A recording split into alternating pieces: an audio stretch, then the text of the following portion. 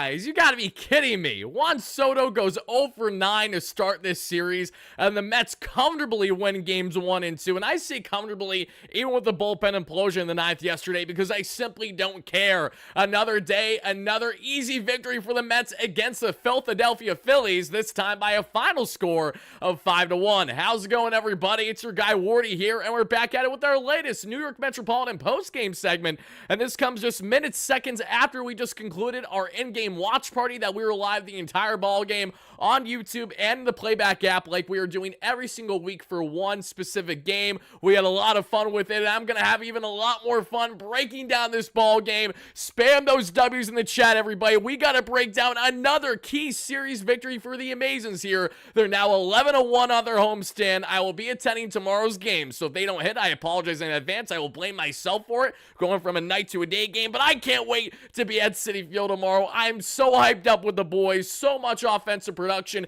and the biggest point of all that I cannot wait to emphasize further in the show, folks, is that every single run the Mets drove in tonight, folks, was with not one, but 2 outs with runners in scoring position. That is massive. That has been one of their bigger Achilles heels with their offense to begin the year, and they looked fantastic today for the most part. A lot of key positives as Mr. Smile continues to lead the way. Torrens says, "You're really gonna have me face you after an intentional walk? You must be stupid, you must be thick-headed, and you might have not had the right playbook." Cue the Phillies not knowing what to do with their bullpen. Color me shocked. A continuation of the NLDS continued, everybody. And we got a lot of breakdowns. Spam those W's in the chat, watching live on a replay, as we're going to break down this ball game, inning by inning, everything that transpired, the key takeaways, and to get you guys all set up for the series finale, and hopefully a 7th straight victory, which would be the case tomorrow for the Mets, as they have been absolutely taking full advantage of being at home.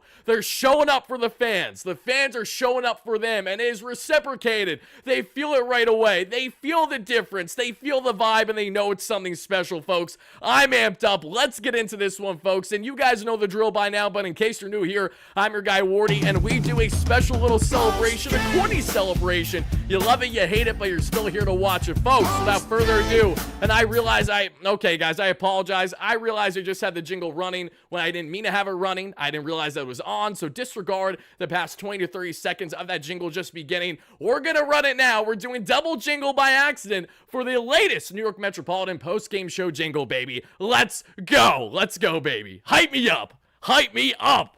Bang!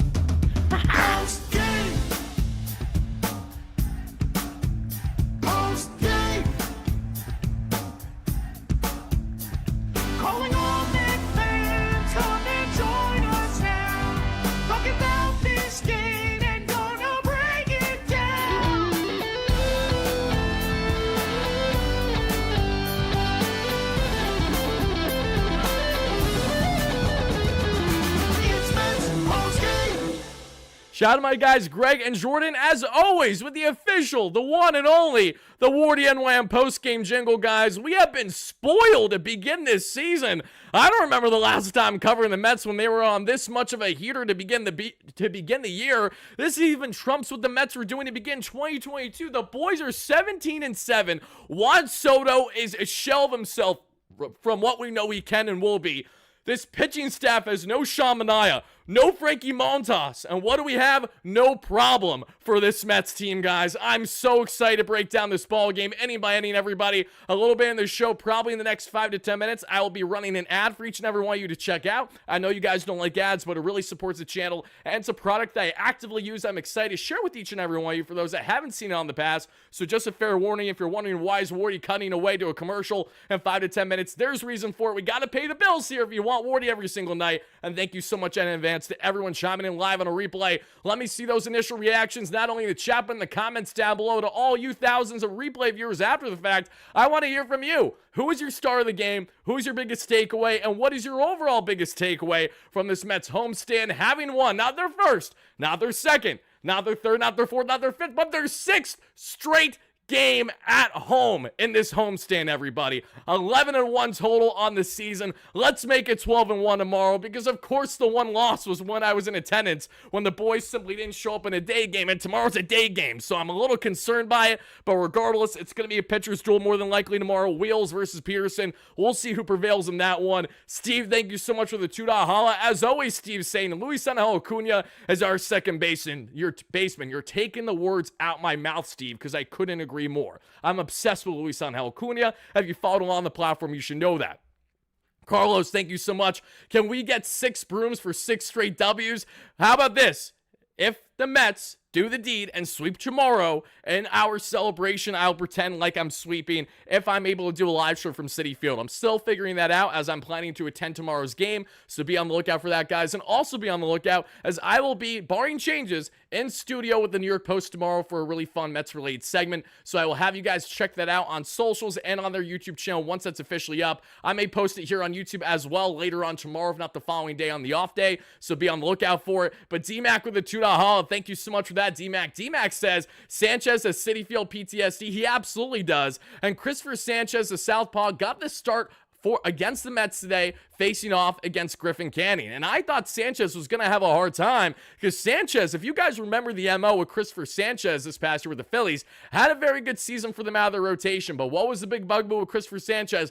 Buddy struggled on the road. He loved playing in Citizens Bank Park, what is normally a fly ball type ballpark where the ball is always going out of the place. Christopher Sanchez feeds off the home crowd, not so much on the opposing crowd. Pair that with him having an ailment as he exited the game after just 2 innings that we saw with left forearm soreness. I don't wish injury on anybody, so I hope Sanchez is okay. But the Mets got to the bullpen early against this Phillies team, who had, entering tonight's game, the 29th ranked bullpen per ERA across Major League Baseball at 5.83. And thankfully, the Mets made that ERA even worse for the most part with what they did later on in this ball game. Edward with a $5 holla. Are we having fun? Oh, we're having a lot of fun right now, Edward. Enjoy tomorrow. Thank you so much, my man. I appreciate the donation greatly, everybody. Let's see. Missed what you said because, of course, YouTube had to go to an ad. I'm sorry to see that, Frank. But again, all the ads that either run live throughout the show or on replay, guys, that all goes right back into supporting the channel. And in order to see Wardy on a daily basis, where I'm giving you guys anywhere from 2 to 3 forms of content pretty much daily, with the exception of tomorrow, because there will be no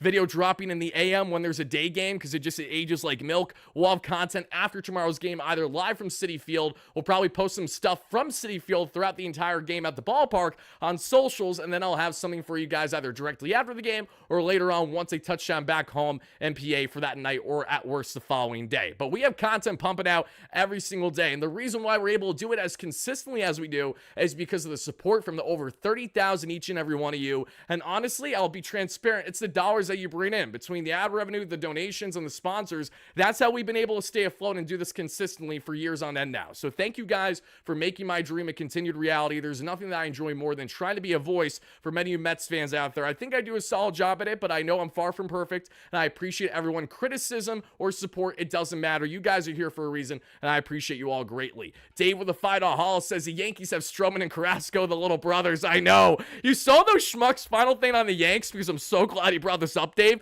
Shout out to my guy, Draftneck Marco. I'll be seeing at the game tomorrow. Mark chilling in his season ticket seats by third base side. Right to the left of him, saw some schmuck Yankee fans yesterday trying to start roll calls, calling out individual Mets players. They were promptly told to shut up before some were even threatened to be thrown out. So good thing is that, one, the Mets are playing so good that they're having Yanks fans going out of the way to Flushing, Queens.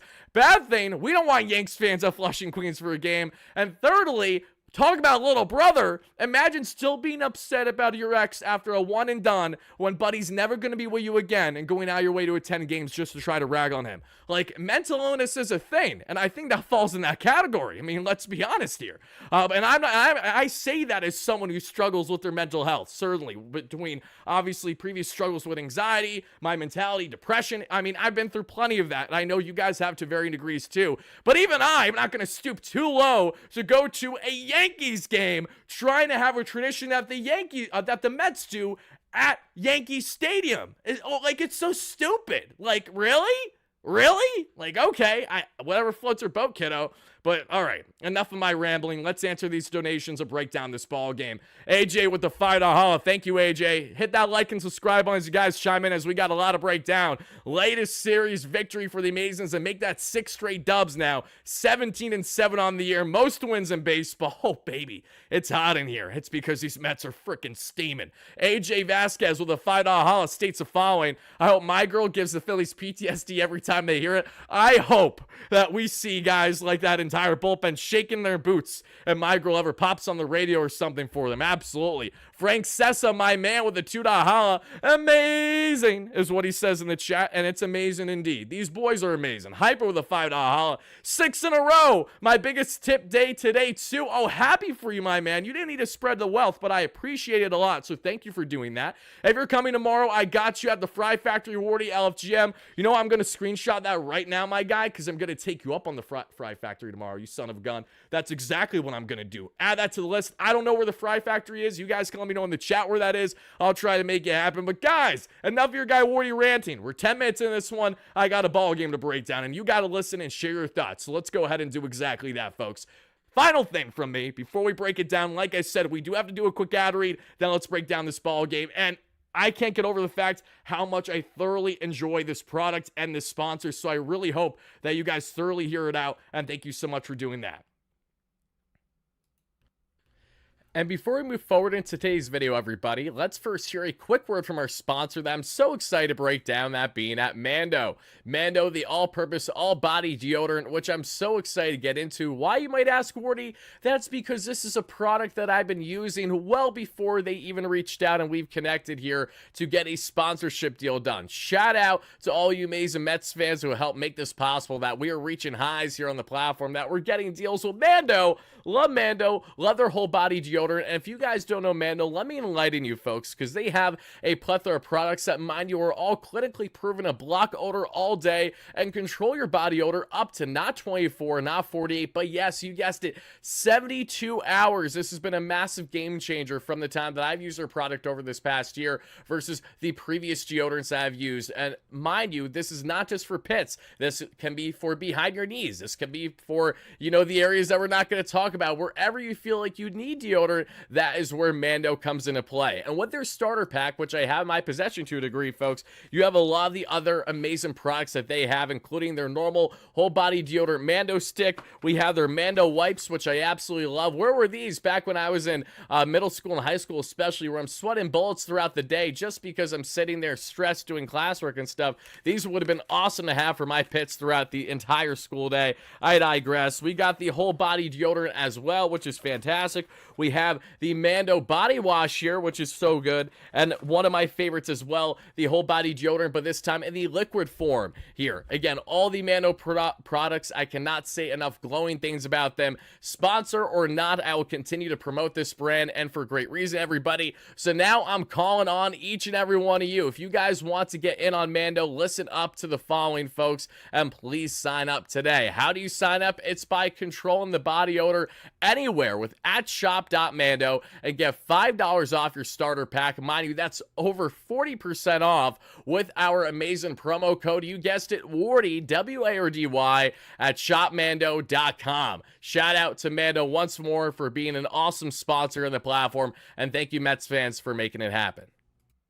Thank you guys so much for that. Really means a lot. Now getting to Frank V. Thank you so much for becoming a member, my man. We're happy to have you in here. Ed Flood with the $2 holla says, Wardy, where do you get your hat? I actually got this, I believe, off of the MLB shop or so, because I saw someone else in the Mets community rock this a year plus ago. I got it, especially as my son was going to be born. I'm like, oh, I got to get a little baby Met hat. So that's exactly what I did. If you just look up baby Mr. Met hat, I promise you'll find it there on Google. And Dave with a $5 holla. Thank you so much, Dave. I appreciate that. John Gallagher, long time no see, baby. Thank you for chiming in and playback throughout the stream. I appreciate that. Dave with a $5 holla says, Cole Hurt and Rodon stinks too. The little brothers. Oh, Dave is reeling in and absolutely talking smack on those Yanks today. Without further ado, folks, let's break down this ball game now, shall we? As we see there in the top of the first, mind you, it's Griffin Canning facing off against Christopher Sanchez. In the first, Stott with an opposite field single. Bryson, who had a tank off of Edwin Diaz last night to make it, instead of a 5-1 ball game, a 5-4 ball game. It would thank thankfully not be as bad as yesterday, but Stott did get on multiple times today with hits because he's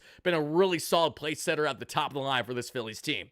After that opposite field single, Turner with a flyout, Harper with a deep flyout that we saw, Schwarber with a single, and then Nicky C with a flyout does it for a clean inning of work there for Griffin Canning. As we then get everybody to the bottom of the first, Francisco Lindor, leadoff Lindor, does more of the thing. Lindor gets himself a base knock, an opposite field single against the left-hander Christopher Sanchez, and that kickstarts this one. From there, we would see Juan Soto get on with a fielder's choice, Alonso with a ground out, and then folks with 2 outs, and Mark Vientos his first at bat in over 48 hours or so, coming back from that groin tweak. What does Mark Vientos do? He gets his first hit of the season against a left-handed pitcher. He rips one down the third base line, and here comes in to score is Soto. The Mets have themselves an early 1-0 lead, and the entire story of this entire ball game is the Mets dominating with 2 outs and runners in scoring position. That is the key stat that you guys need to all know from this key takeaway. As we continue on from there, everybody, we would see not only a great at-bat by Vientos, but he worked a 3-2 count beautifully in that one too, which is what led to the RBI double down the third baseline. Marte then got on with a walk, a great at-bat by him after he started 0-2 on the count, and then we see here Torrens with his strikeout, folks, and that did it then for the inning. So the Mets now, everybody, 17-7, best rotation in the game, best overall pitching staff in the game, amazing defense, and an offense that's breaking out, folks. Francisco Lindor's batting just under 500 on this homestand. Kind of a big deal. He's playing out of his mind. Max Kepler in the second, everybody. We saw him strike out on the slider. Then we saw JT Realmuto with a double, his one and only hit today. Alec Bohm with a single, and then we saw a hit off of Canning. So there's runners on, less than 2 outs, and Johan Rojas drives in the first run of the ball game. That would be a 1-1 tied ball game as that slider was hung right. Actually, shouldn't say it was hung down the pipe because it wasn't. It actually wasn't terrible placement by Canning. It was down and away, and it was just good hitting right up the middle there, right away by Rojas to tie the ball game. Stott would have ground out, and Turner would have ground out. Did it from there. Vientos and Alonso had a great play to end the inning from there. In the bottom of the second, we saw Tyrone Taylor strike out in his first at-bat. Not a great one, but he made up for it defensively later on this ball game. If you know, you know. Acuna doing what he does best, baby, and that is just being a difference maker in every which way. In the case of this one, it's Acuna getting on with a walk, and obviously with Acuna getting on with a walk, you know that all you need to do is poke a ball in the infield, and he'll go first to third. That's what Jose Azcar does, as Jose Azcar goes what we see opposite field for a single. Runners on the corners and less than 2 out, but here's the problem, everybody. Jose Azcar got the start in left field over Brandon Nimmo today, which I was a little surprised by.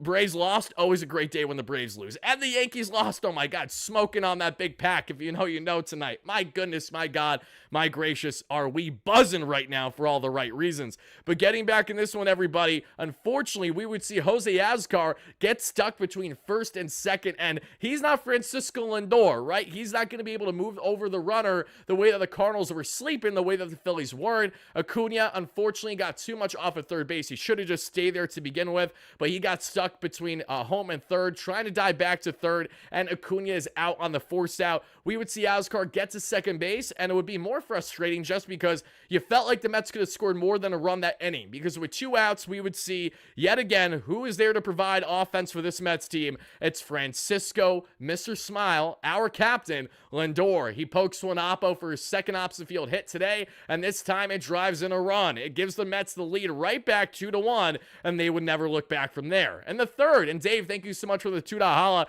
Dave in the chat says, DJ's still on Yanks. He's invisible. Thank you so much for the donation. Yes, the DJ LeMahieu contract was always going to age like milk because you should never invest too long-term in contact hitters when they're not getting younger, aren't as versatile, and are contact hitters in a game of power, which is exactly why, and let's be frank here, if David Stearns was the Mets Pobo a couple years ago, I guarantee Jeff McNeil is not on the contract he currently is. And that is not a slight on Jeff, as it is just a reality of the situation. Carlos Mendoza, everybody, post-game, I just want to relay this quickly, was asked his reaction to Mets being 10 games above 500 in April. We're racking up wins right now, and that's what you want, but we still got a long way to go. That's the right mentality to have. That is my skipper. Carlos Mendoza, guys, he's going to go down as one of the best Mets managers in history, isn't he? I mean, That may seem like a little bit of an exaggeration, but if you really take into account how much Mendoza has impacted this Mets team since the start of last season as a first-time manager, we should all not only be appreciative of Mendy, but we should be grateful that he is here. Just imagine what things would be like if the Mets had a different manager. Whether it was Craig Counsell, in which he fell down big time in his first year with the Cubs, even though they're buzzing now this year and they deserve that credit. Whether it was someone else. The point is that Carlos Mendoza has been a leader in more ways than one. He has an in-game feel, and even though I still nitpick his bullpen decisions, because I think that is still his biggest personal Achilles heel, just goes in hand with him having not as much experience as a manager. Other than that, Mendoza has been very strong with a lot of his labs. He's proven me wrong on a lot of his decision making over the past year, and I'm happy to be proven wrong because that means my team is performing and proving me wrong in ways that I wasn't initially expecting. So I'm happy to say that. Taking us with the $2 Hollis, Soto not being pitched to with Polar Bear next, 100%. He hasn't been. And even though Soto hasn't recorded a hit yet this series,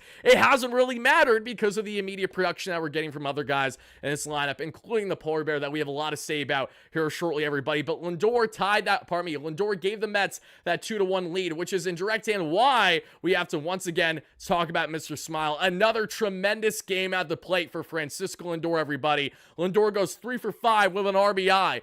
Casually has a 301 average. Who would have thought Francisco Lindor's batting 300 plus in April? Guys, we still have a week left this month, and he's batting 300 in April. Can you comprehend that? Oh my God. An 860 OPS at homestand right now. Just this past stretch of games, he's batting north of 500. He already has three-hit games at home this season. Francisco Lindor, who we talked about in a video that dropped earlier this morning on how he wants MVP. Oh my God, does he want MVP? He is locked the hell in right now. And all I got to say is make sure you spread it out and save some for the rest of the season. And I think he will. Lindor, since batting in the leadoff position for the Mets, going back a calendar year now, has been the most valuable player in Major League Baseball. Yes, you heard that correctly, folks. It's a factual stat. Francisco Lindor has been more valuable in Fangraphs' wins above replacement than any other player, even including Shohei Ohtani, over the past calendar year. Just to show you guys that Lindor is not only here, but he is playing at literally the best level that we have seen yet. And guys, the thought of things only getting better this season is kind of hard to fathom. It really is. Lindor is finally going to be the All-Star. I hope so. He has to be. If Lindor is not an All-Star this year, we have to all boycott the All-Star game. But it's also our fault because the All-Star is based on fan voting. It's because of him not being able to bat from the left side of the plate for the first month and a half last year that he didn't get enough votes to be in there when so many schmucks got in the All-Star game when they were not deserving. But it's a fan vote. So you Mets fans, the same way that you have been showing up to Citi Field this season, giving us 35 to 40 plus thousand strong each and every game so far, same way you guys need to show up with the fan voting and make sure that Mr. Smile, our captain, gets in there for his first official All-Star appearance as a Met, especially as a starter. No one deserves it more than this man. Literally an MVP candidate, and Buddy hasn't been an All-Star, hasn't been a first ballot Gold Glove or anything like that. Why? Because the league hates him, and unfortunately our fan base hasn't properly appreciated him as much as we should have till this point. But now, folks, what Lindor has done since batting leadoff mid-May last year, he's been an MVP candidate. Nothing's slowing down. He's here to stay. A massive, another 3-hit game, including that RBI to give the Mets the 2-1 lead, and they never looked back in this matchup. So as we continue breaking down everything, everybody, and we have right around 400 concurrent people in the chat, thank you so much for that. Please make sure to smash that like and subscribe button if you guys haven't already. It does mean a lot. Hit that like and subscribe button. Help us get a 300 plus likes by the end of the live show. To all of our live viewers, means a lot. And the people on replay, help us get a 400 or 500. That would really mean a lot too. And guys, final thing for me, then we'll get back to breaking down the ball game. Once we hit 33,000 subscribers, and for context, we are just like 200 or so away right now. We're giving away a Juan Soto jersey, a Francisco Lindor jersey, a Pete Alonso jersey. It could be a Luis Angel Acuna jersey for all I care. Whatever player you guys currently want on the roster, we're giving away one Mets jersey for any player on the team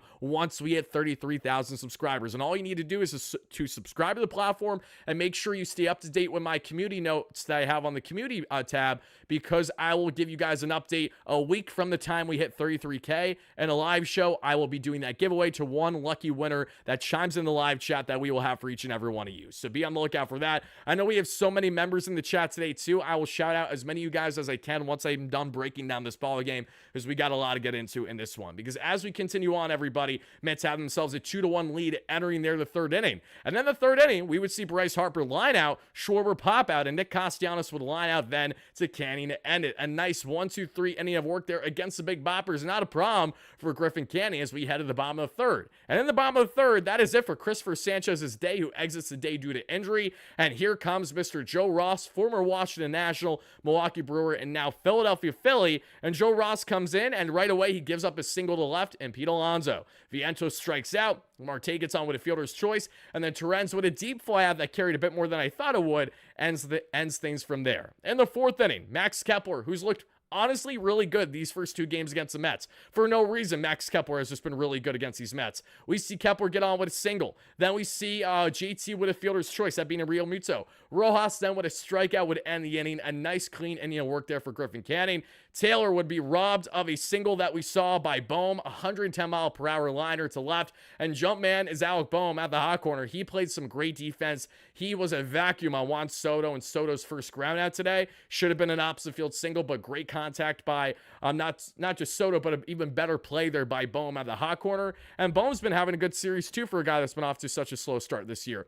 Pat, thank you for the donation. I appreciate that. Pat says, get out the feather duster tomorrow. The brooms. Canny was effective, and the lineup played solid, including Ascar. Yep, the top and bottom of the lineup produced yet again today. Kish, great member of 40 months. Imagine not having a positive run differential in the NL East. Couldn't be yes, baby. Couldn't be yes, because we're just that good. As we continue on breaking down this ballgame, everybody, the Mets are up 2-1 as we then get to the top of the fifth. And then at the top of the fifth, we would see Bryson Stott with an opposite field single, Turner with a strikeout on an 0-2 slider, Harper with a walk, and Nick Castellanos strikes down a slider fully down and away, doing his best Javi Baez impression. And that would be it, folks, for Griffin Canning's final line. Listen up, everybody. It is as follows. Griffin Canning gave the Mets 5 innings of 7 hit, 1 walk, 1 earned run, 5 strikeout baseball. He's now down to 3.12 on the ERA for the season. Griffin Canning came to play today, baby. Even when Canning was kind of in a jam and not feeling too comfortable in every single inning out there, it felt like for the most part, doesn't change the fact that Canning still was productive for the Mets. And while they're still looking to get more length from this rotation, in the meantime, if we're going to at least get production the way that we got from Canning today, I'm not going to go out of my way to complain, and nor should you guys either. And as we evaluate more on Griffin Canning and what worked versus what didn't for him today, let's just take a look at the arsenal here, and we have the entire 6-pitch mix. Four-seam fastball, he threw 33% of the time, topping out 96, sat 95. The slider, 32% of the time, topped out 91 rather, and sat right around 88. Changeup 24% of the time, topped out 92, sat right around 90. Cutter 7% of the time, topped out 89, sat right around 89. The sinker at just 2% of the arsenal, topped out 96, sat 95. And the knuckle curve that he threw a whopping 1 time, sitting right around 80 miles per hour. Folks, Griffin Canning is going to get a solid 6 out of 10 from your guy Wardy today. If he provided more length, then obviously I would have given him a higher raid. But I would love to hear from you guys on a scale of 1 to 10, everyone watching live and in the comments down below. How would you grade Griffin Canning's final line tonight? Because I'm giving him a solid 6. If he gives us an outing like this, but instead it's 6 or 7 innings of 1 run ball against a good team, then naturally that grade is going to be higher. He's coming off of the best start of his season. This wasn't as sharp as his last start, in my opinion, but Canning, though, came to play, did what he needed to do, and helped set up the Mets for their latest series dub. 6 out of 10 is from your guy Wardy, and I would love to see what you guys have in the chat and the comments down below to our replay viewers. Dave Kaplitz, thank you so much for the $5 holla. Dave says, Gee, do you think the Yanks could have used Holmes? I don't know. You tell me, Dave. You tell me. We're just going to continue to poke fun at little brother, aren't we? That's fine by me. Appreciate it, guys. And most of you guys are saying 7 out of 10s. I think that's fair grades too. Again, I'm being more conservative on this one, but that's okay. I just didn't think Canning was anything sexy today, overly sharp. He just did what he needed to do at minimum. That's all I can really ask for. And as we talk about this ball game, folks, through 5, the Mets are still up 2-1, and we would see in the 6th inning, Max Kepler would get on yet again there with a walk. Then JT Realmuto thankfully grounds into a double play. Bohm then with a 2-out single, and Rojas with a strikeout to end it. Mind you, this is after Huascar Brosman came in the ball game, so Huascar gives us a solid 6th inning of work, getting out of that jam unscathed. And then in that same inning, Tyrone Taylor would get on with a walk and then a stolen base, but the Mets do not do anything from there, which then leads us to the 7th inning, where AJ Minter facing off against a Phillies lineup and those lefty batters that he knows very well. Facing that top of the order with guys like Bryson Stott and Bryce Harper, not a problem. A 1-2-3 inning for AJ Minter who makes it look easy. Love AJ. So nice to have an Atlanta Brave that is 1, good, 2, not completely washed, and 3, wants to be here, and 4, is actually performing well. Who would have thought that this would happen in Mets land? Yeah, here we are. In the bottom of the 7th, everybody, after the boys got some stretching in, we would see them actually produce some offense. I mean, you have to think the stretches are, to thank for this one, right? I can't think of anything else. All jokes aside, Lindor with a 1-out single, his 3rd hit of the ball game, a little bit of an infield dribbler, gets him all the way to second base because Tanner Banks, the southpaw reliever, chucks it down to first, and it wails right over Harper because Harper is not 10 feet tall. And there's a runner in scoring position with 1 away for Pete Alonso, and we would see Pete then with 2 outs do the Pete Alonso thing. The Polar Bear has himself a big hit, an RBI double to give the Mets insurance. They're up 3-1 at this point. Mark Vientos then with a walk, runners on, and they're moved that we would see on a wild pitch, and Jesse Winker is then intentionally walked. Teams continue to intentionally walk batters in this Mets lineup thinking it's going to lead to success.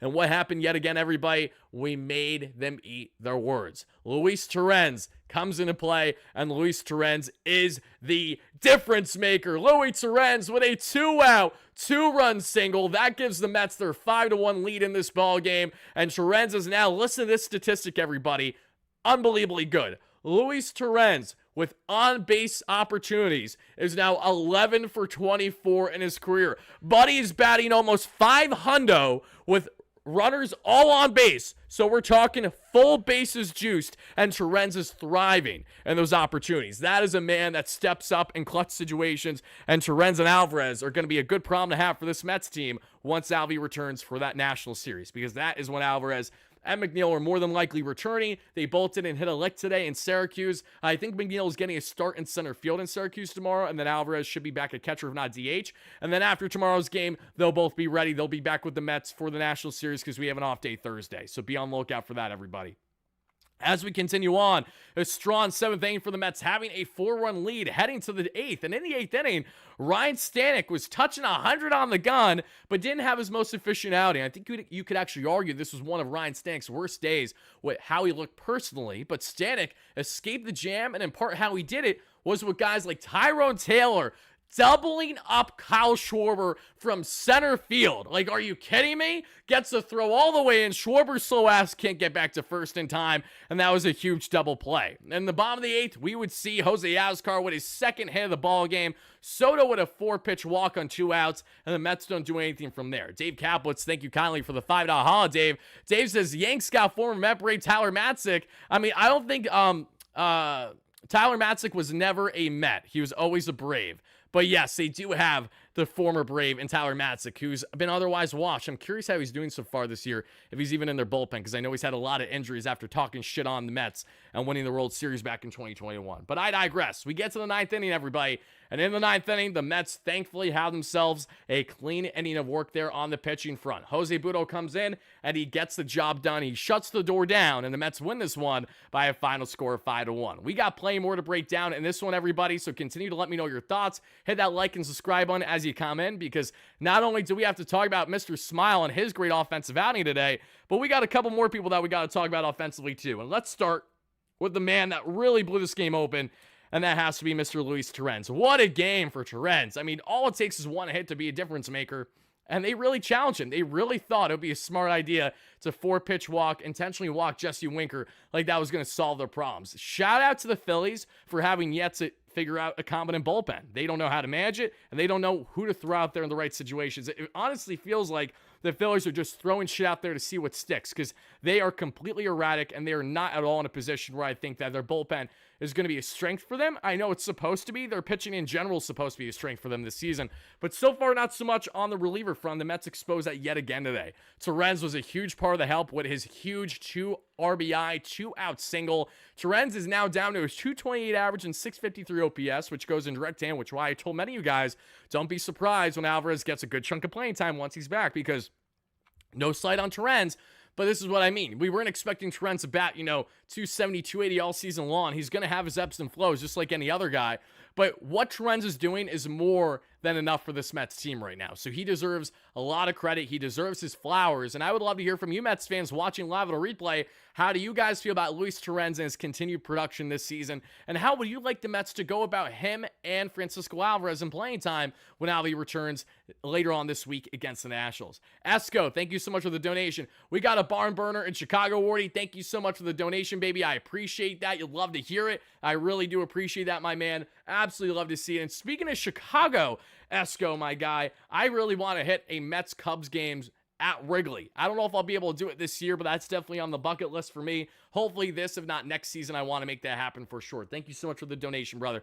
I appreciate it. But Luis Torrens, what an awesome start to the season he's had. He has been a nice Swiss Army knife for this Mets offensively. Defensively, he's done nothing but call tremendous games.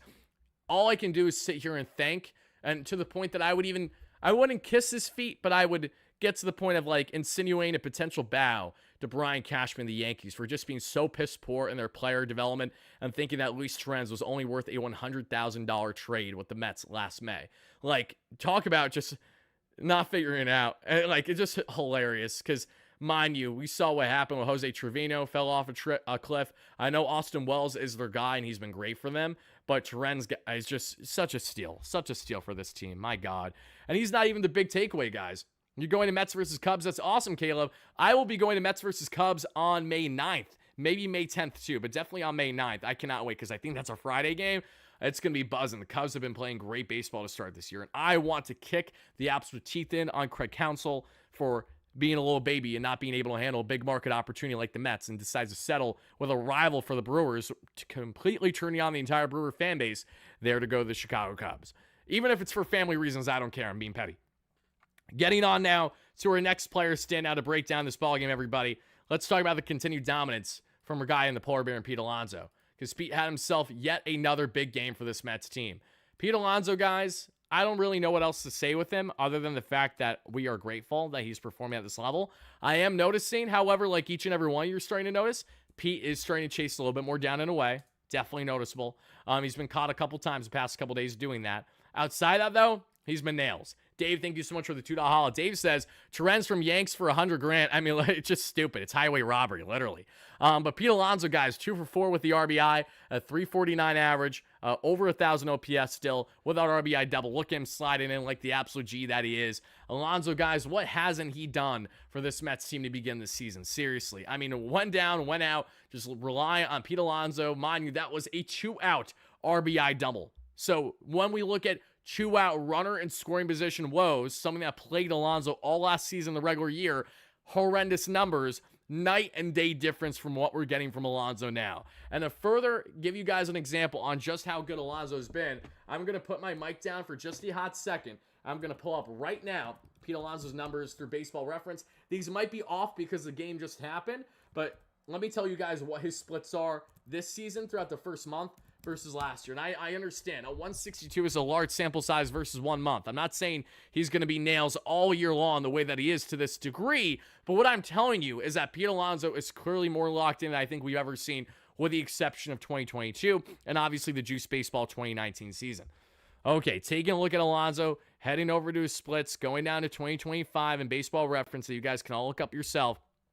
Pete Alonso, this season with runners in scoring position. This is what I want to know. Holy shit. He's batting .292 with over 1,000 OPS. Now let's look at runners in scoring position, 2 out. Okay? 2 out, runners in scoring position. Pete Alonso is batting .313 with a 1,200 OPS. Our Kane is back. He's so back. And for context on just how much better this is than last season, everybody, let me explain the following. Actually, I want to talk about high leverage too. That shouldn't be understated. Let's take a look at the high leverage number. Okay, so 2 outs, runners in scoring position. 375 average, 1,125 OPS. Late and close, 400 average, roughly 1,500 OPS. And tied ball game, 355 average, just over 1,140 OPS. When we look at high leverage situations, 375 with a 1,300 OPS. Low leverage, 265 with a just under 1,000 OPS. Pete Alonso is night and day from what he was last regular season. And when we compare and contrast to the entire year last year, not including playoffs, obviously, because that's where he started to turn it on, these splits are so notable and how drastically different they are.